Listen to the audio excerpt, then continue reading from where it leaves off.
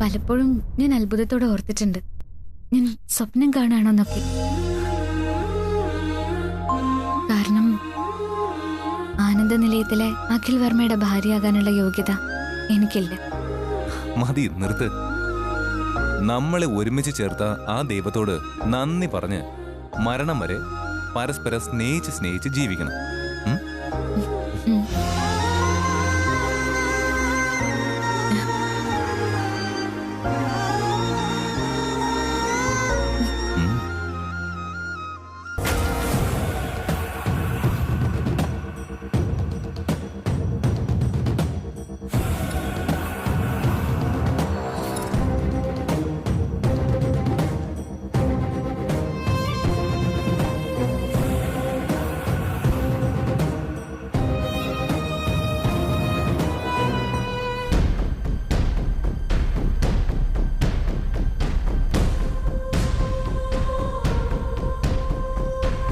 വാചകൻ, രാത്രി ഒരുപാട് വൈകി, ആഹാരം കഴിക്കണ്ടേ? ആഹാരം കഴിക്കാൻ വിശപ്പായിട്ടില്ല മായ. വിശപ്പ് ആളി കത്തുന്നുണ്ട്. അത് മനസ്സിലാണെന്ന് മാത്രം. പകയുടെയും പ്രതികാരത്തിന്റെയും വിശപ്പ്. വസുന്ധരയ്ക്കെതിരെ കണക്ക് തീർക്കാൻ നമ്മൾ കരുതി വെച്ച ഒരു ഫയലും ക്ലോസ് ചെയ്യാൻ പറ്റുന്നില്ലല്ലോ ജഗൻ. അത് തന്നെയാ മായ എന്റെ മനസ്സിനെയും ഇങ്ങനെയിട്ട് നീറ്റുന്നു. കത്തുകയാണ് എന്റെ മനസ്സ്. ജഗന്നാഥൻ ശത്രുക്കൾക്കെതിരെ കരുതി വച്ചിരിക്കുന്ന ഒരിക്കലും ഒഴിയാത്ത ആവനാഴിയിൽ നിന്നും ഏത് അസ്ത്രമെടുത്ത് പ്രയോഗിച്ചിട്ടും ആ വസുന്ധരയെയും വർമ്മ സന്തതികളെയും വീഴ്ത്താൻ എനിക്ക് കഴിയുന്നില്ല. അവര് മാർക്കണ്ഡേയ പുരാണത്തിലെ രക്തബീജനെ പോലെയാ. ചിതറിത്തെറിച്ചാലും ആ ചോരയിൽ നിന്നും വീണ്ടും ഉയർത്തെഴുന്നേൽക്കും. എത്ര വനദുർഗമാർ യുദ്ധം ചെയ്താലും അവസാനിപ്പിക്കാൻ പറ്റാത്ത മട്ടിൽ. നിരാശ നമ്മളെ വല്ലാതെ തളർത്തി കളയും ജഗൻ. നമുക്ക് ഉറച്ച കാൽവയ്പ്പുകളോടെ മുന്നോട്ട് പോവാം. ഒരവസരം നമുക്കും വരും അവളെ വീഴ്ത്താൻ.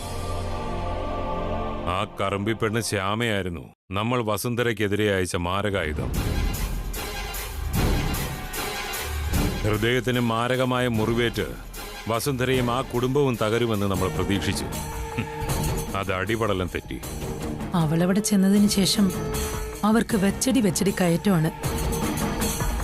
ബിസിനസ് സ്ഥാപനങ്ങളെല്ലാം നല്ല ലാഭത്തിൽ മുന്നോട്ട് പോകുന്നു. കുടുംബത്തിലാണെങ്കിൽ നല്ല സമാധാനവും. അവൾ അവിടുത്തെ ഐശ്വര്യലക്ഷ്മിയോ മഹാലക്ഷ്മിയോ ഒക്കെയായി മാറിയിരിക്കുക. അതെ, ദേ ഇപ്പൊ ചാനലിൽ നിന്ന് വരെ തട്ടിയെടുത്തിരിക്കുന്നു 1 സമ്മാനം. ആ നരുന്ത് പെണ്ണിനെ തീർക്കാൻ ജഗന്നാഥനും മായയ്ക്കും പിറകെ അരുന്ധതിയും വിസ്മയയും ഉണ്ട്. കാളകൂട വിഷമായ ഐശ്വര്യമുണ്ട്. എന്നിട്ടും അവളെ അവസാനിപ്പിക്കാൻ പറ്റുന്നില്ലല്ലോ. ഈ പോക്ക് പോയാൽ എനിക്ക് മറ്റൊരു സംശയം കൂടി ബലപ്പെടുകയാണ് ജഗൻ. എന്ത് സംശയം? വസുന്ധരയും അവളെ അംഗീകരിക്കുമോ എന്ന്. Hey, no, it's impossible. കറുത്ത നിറത്തെ ചെകുത്താൻ എന്ന ഭീകരതയോടെ കാണുന്ന വസുന്ധര ആ ശ്യാമയെ അംഗീകരിക്കുന്നു. അതിന് സൂര്യൻ പടിഞ്ഞാറ് ഉദിച്ച് കിഴക്ക് അസ്തമിക്കണം. അങ്ങനെയല്ല ജഗൻ, ഞാൻ പറയുന്ന ഒന്ന് കേക്ക്.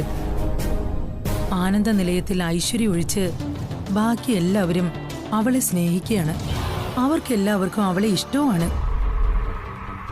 ആ വർമ്മയ്ക്കാണെങ്കിൽ അവൾ മാനസപുത്രിയാണ്. ആദിക്കും അരുണിനും അമൃതയ്ക്കും അവൾ പൊന്നോമനയായ ഒരു അനിയത്തി കൂടിയാണ്. ഓളപ്പരപ്പിലെ ഓളങ്ങളെ പോലെ കിടന്ന് അങ്ങോട്ടും ഇങ്ങോട്ടും ഉരുളുവെങ്കിലും ആ ലളിതാംബിക അപ്പച്ചിക്കും മനസ്സുകൊണ്ട് ശ്യാമയെ ഇഷ്ടമാ. കാര്യങ്ങളെല്ലാം ഇങ്ങനെ ശ്യാമയ്ക്ക് അനുകൂലമായാൽ ഗത്യന്തരമില്ലാത്തൊരവസ്ഥയിൽ വസുന്ധര ശ്യാമയെ അംഗീകരിക്കില്ലേന്നാ എന്റെ ഒരു പേടി. കാലാവസ്ഥ മാറി വന്നാൽ കാറ്റ് ഏത് വശത്തേക്കും മാറി വീശാം. മായ പറയുന്നതിലും കാര്യമുണ്ട്. ആ ശ്യാമയാണ് അഖിലിന്റെ ശക്തിയും അവന്റെ ദൗർബല്യവും. ശ്യാമയ്ക്ക് എന്തെങ്കിലും സംഭവിച്ചാൽ അഖിൽ ആകെ തകർന്നു പോകും, അത് ഉറപ്പാണ്. അഖിൽ തകർന്നാൽ വസുന്ധരയും തകരും. പുന്നാരപുത്രനല്ലേ.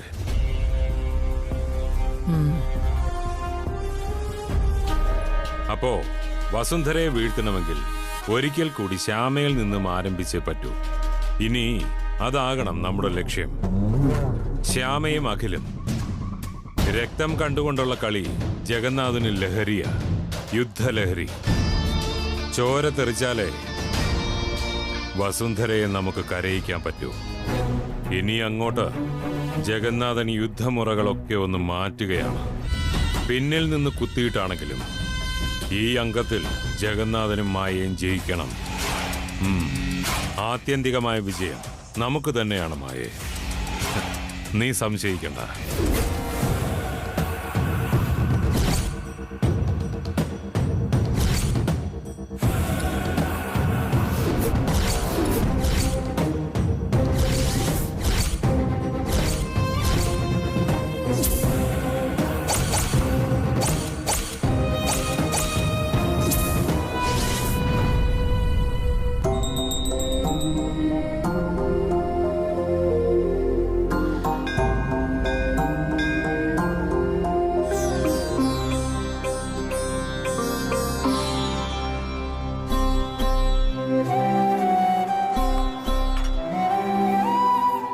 ശ്യാമയുടെ പേരിലുള്ള പുഷ്പാഞ്ജലി.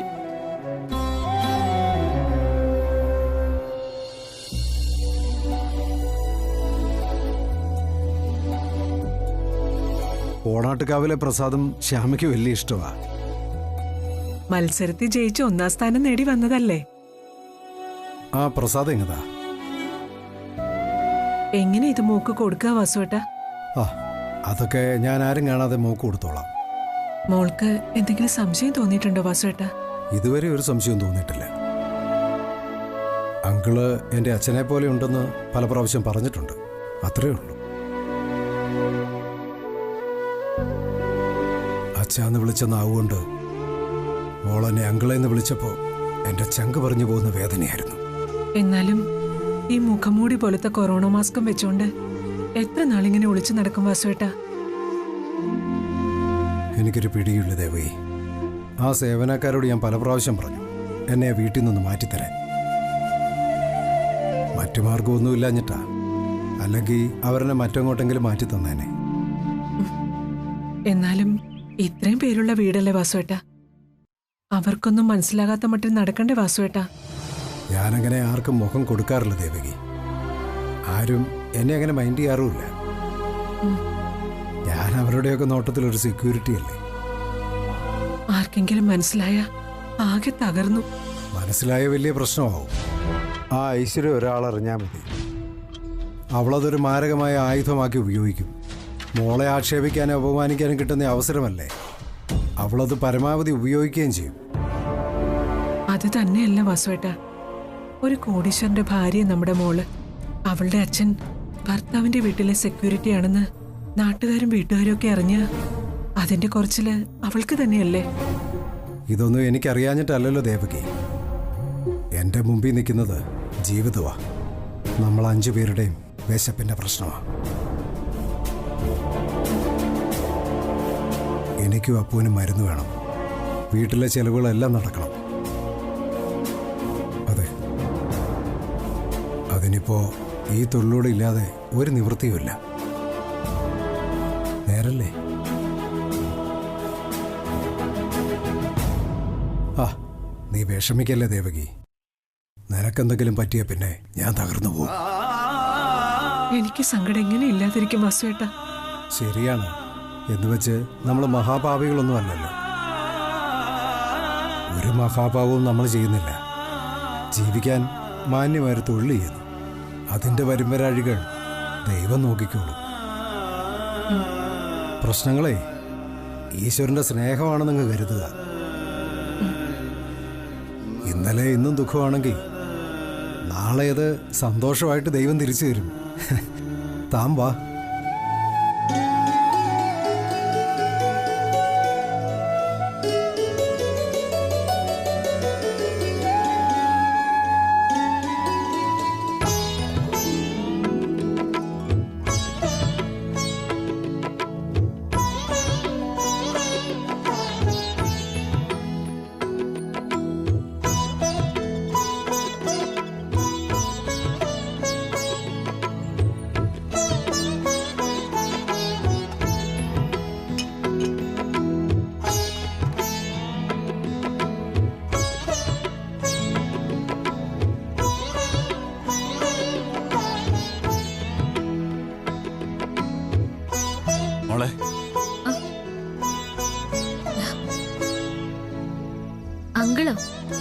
അങ്കിളിന് കാപ്പിയോ ചായയോ എന്തെങ്കിലും വേണോ?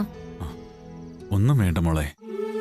മോള് മത്സരത്തിൽ ജയിച്ച് 1ാം സമ്മാനമൊക്കെ വാങ്ങിയില്ലേ, അതിന് ഞാൻ അഭിനന്ദിക്കാൻ വന്നതാ. ഓ, അച്ഛൻ അല്ല, അങ്കിളിന്റെ അഭിനന്ദനങ്ങൾ മോളെ. Thank you uncle. ദാ മോളെ ക്ഷേത്രത്തിലെ പ്രസാദം. അങ്കിൾ അമ്പലത്തിൽ പോയോ? പോയി. ഞാനും ഭാര്യയും കൂടിയാ പോയേ. ഓ, ഞങ്ങളുടെ മകൾക്ക് വേണ്ടി പ്രാർത്ഥിക്കാൻ. ഞങ്ങളുടെ പൊന്നുമോള് നീയല്ലേ, നിനക്ക് വേണ്ടി പ്രാർത്ഥിക്കാനാ ഞങ്ങൾ പോയത്. ആ, ഇത് പോണാട്ടുകാവിലെ പ്രസാദം പോലെ ഉണ്ടല്ലോ. ഞങ്ങളുടെ വീടിന്റെ അടുത്തുള്ള അമ്പല. അതെ, ഇത് അവിടുത്തെ പ്രസാദം തന്നെയാ. അവിടെയുള്ളവരൊക്കെ എനിക്ക് അറിയാലോ. അങ്കിൾ ആ അമ്പലത്തിലാണോ പോയത്? ഞങ്ങളൊരു ബന്ധുവിന്റെ വീട്ടിൽ പോയതായിരുന്നു. പോകുന്ന വഴി പോണാട്ടുകാവിൽ ഒന്ന് പോയി. അപ്പൊ കിട്ടിയ പ്രസാദമാ. ആ അമ്പലത്തിനടുത്താണോ അങ്കിളുടെ വീട്? ഏയ് അല്ല, എന്റെ വീട് അവിടെ കിടക്കുന്നു, പോണാട്ടുകാവ് അവിടെ കിടക്കുന്നു. രണ്ടും 2 കരയിലല്ലേ. പോണാട്ടുകാവും കൃഷ്ണൻകോവിലും ഒക്കെ ഞങ്ങളുടെ അമ്പലം തന്നെയാ. എന്റെ അച്ഛൻ കൊട്ടിപ്പാടി സേവ നടത്തുന്നത് കൃഷ്ണൻകോവില്ല. അവിടുത്തെ കൃഷ്ണൻകോവിൽ അങ്കിള് പോയിട്ടുണ്ടോ? ഓനിലത്തെ കൃഷ്ണന്റെ അമ്പലം എന്നാ അവിടെ അറിയപ്പെടുന്നത്. ഇല്ല, പോയിട്ടില്ല.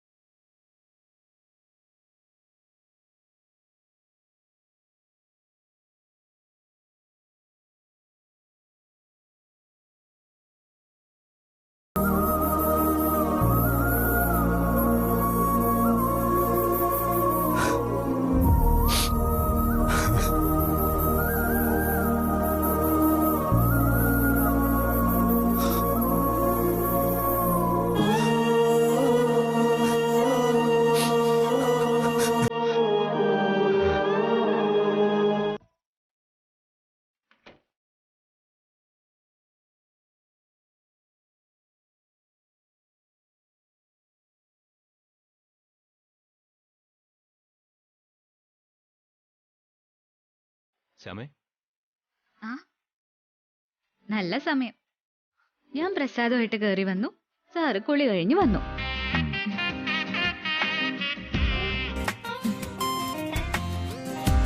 അല്ല, ഇതെവിടുന്നാ ഇപ്പൊ ഈ പ്രസാദം? താൻ ക്ഷേത്രത്തിലൊന്നും പോയില്ലല്ലോ. ഇതേ ആ സെക്യൂരിറ്റി അങ്കിള് തന്നതാ. പോണാട്ടുകാവിലെ പ്രസാദ. ആ,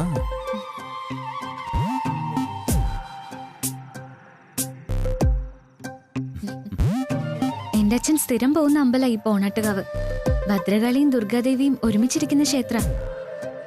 വിശേഷം അവിടുത്തെ ഈ പൂജയും പ്രസാദമൊക്കെ. വിളിച്ചാ വെളിപ്പുറത്ത് അവിടുത്തെ അമ്മമാര് സാക്ഷാൽ വരദായിനികളാ. പെട്ടെന്ന് എന്റെ മനസ്സിന് ഒരു വല്ലാത്ത സന്തോഷം, നെറ്റിക്ക് നല്ല കുളിര്, മനസ്സിനൊരു തെളിച്ചവും വെളിച്ചവും ഒക്കെ. ദേവിമാരുടെ അനുഗ്രഹ കണ്ടോ എത്ര പെട്ടെന്ന് അനുഭവം കിട്ടുന്നെന്ന്. ആ, ദേവിമാരുടെ അനുഗ്രഹത്തോടെ കിട്ടിയ പ്രസാദം ഈ ദേവിയുടെ വിരല് കൊണ്ട് നെറ്റിയിലിട്ടപ്പോഴല്ലേ ഇത്ര തണുത്തത്. ഞാൻ ദേവിയല്ല. എന്റെ വിരലുകൊണ്ട് തൊട്ട തണുപ്പ് വരത്തുമില്ല. ചന്ദനത്തിന് നല്ല തണുപ്പുണ്ട്. മാത്രമല്ല അത് പ്രസാദത്തിന്റെ ശക്തിയാ. പ്രസാദത്തിന് ശക്തി ഉണ്ടോ, സമ്മതിച്ചു. പക്ഷേ അതിലേറെ ശക്തിയാ എന്റെ ശ്യാമയ്ക്ക്. കളിയാക്കാതെ സർ. കളിയാക്കിയതല്ലടോ, ഞാൻ സത്യ പറയുന്നത്. താൻ അടുത്ത് നിൽക്കുമ്പോഴും സംസാരിക്കുമ്പോഴും എന്റെ മനസ്സിന് എന്തെന്നില്ലാത്ത സന്തോഷം തരുക. ആദ്യമായി തന്നെ കണ്ടപ്പോഴും ആ കല്യാണ മണ്ഡപത്തിൽ വെച്ച് അപ്രതീക്ഷിതമായി താലി കെട്ടുമ്പോഴും ഇത്രയൊന്നും ഞാൻ കരുതിയിരുന്നില്ല ശ്യാമേ. താൻ എന്റേതായിരുന്നെന്നും നമ്മൾ രണ്ടുപേരും മാത്രമാണ് നമ്മുടെ ലോകമെന്നും അന്ന് ഞാൻ കരുതിയിരുന്നില്ല.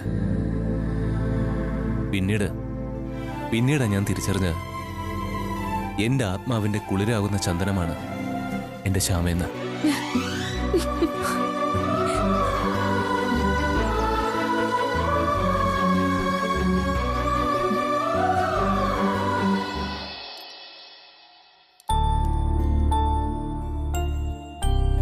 മതി. Thank you.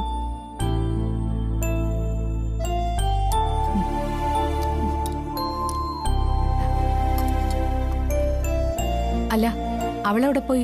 ശ്യാമ. അമ്മേ, ശ്യാമ ഒരു സ്പെഷ്യൽ കറി വെച്ചിട്ടുണ്ട് ബ്രേക്ക്ഫാസ്റ്റിന് വേണ്ടി. മഷ്റൂം മസാല. അത് ശ്യാമയുടെ സ്പെഷ്യൽ റെസിപ്പിയാ. മനുഷ്യന് നാക്കിൽ വെച്ച് കഴിക്കാൻ പറ്റാത്ത ഏതെങ്കിലും കറിയായിരിക്കും. കാട്ടുതാള് കറി വെച്ച് കൂട്ടുന്ന വർഗമല്ലേ. അങ്ങനെ അധിക്ഷേപിക്കൊന്നും വേണ്ട ഐശ്വര്യ. ശ്യാമ നന്നായിട്ട് കറി വെക്കും. അവള് കറി വെച്ച് പണ്ട് ചിലരുടെ അഭിമാനമൊക്കെ ഇവിടെ സംരക്ഷിച്ചിട്ടുണ്ട്.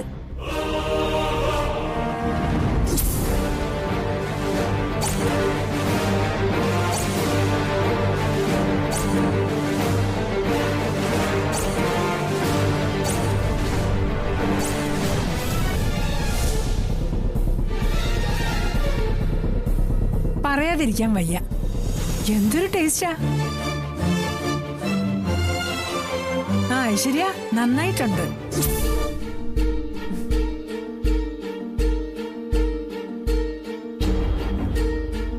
ദൈവമേ, അമ്മയ്ക്ക് വല്ലതും മനസ്സിലായോ? വന്ന് വന്ന് ഇവളെ എനിക്കിപ്പോ മുഖ്യ പാര. ആദ്യം ഇവളെ വേല വെച്ച് ഇവിടുന്ന് പുറത്താക്കണം.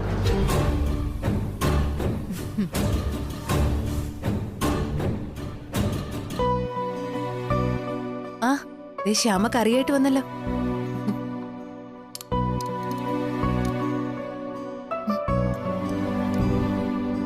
അമ്മ മതി. എടുത്തേ.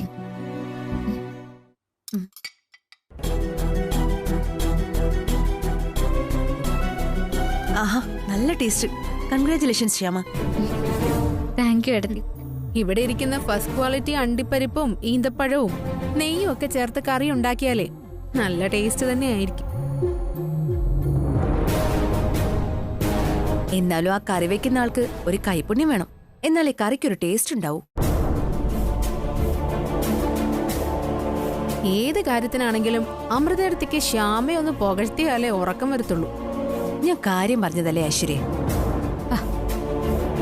ഇക്കാര്യത്തിന്റെ പേരില് അമൃത ഐശ്വര്യം തമ്മില് എന്തിനാ വെറുതെ വഴക്കുണ്ടാക്കുന്നേ?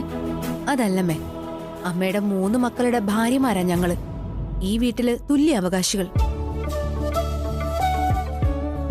അതിനിടയ്ക്ക് ശ്യാമയോട് ഈ അവഗണന കാണിക്കുന്നത് ഒട്ടും ശരിയല്ല.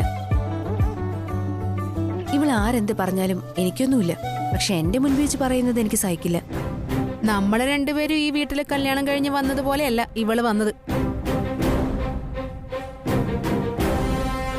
ഇവള് പിന്നെന്താ, പിന്നെ അമൃതൂടെയാണോ വന്നത്? ഇവളെ എല്ലാവരുടെ അംഗീകാരത്തോടു കൂടി തന്നെയാ അഖി താലി കെട്ടിക്കൊണ്ടുവന്നത്. അമ്മേ, ഞാൻ ഈ വീട്ടിൽ ഏറ്റവും കൂടുതൽ ബഹുമാനിച്ചിരുന്നത് അമ്മയാ. കാരണം മുൻപ് അമ്മ അങ്ങനെയായിരുന്നു.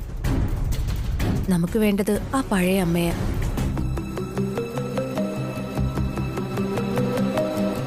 അമ്മ ഇത്തരം വാക്കുകൾ കേട്ടിട്ട് അടങ്ങിയിരിക്കരുത്. എനിക്കത്രേ പറയാനുള്ളൂ.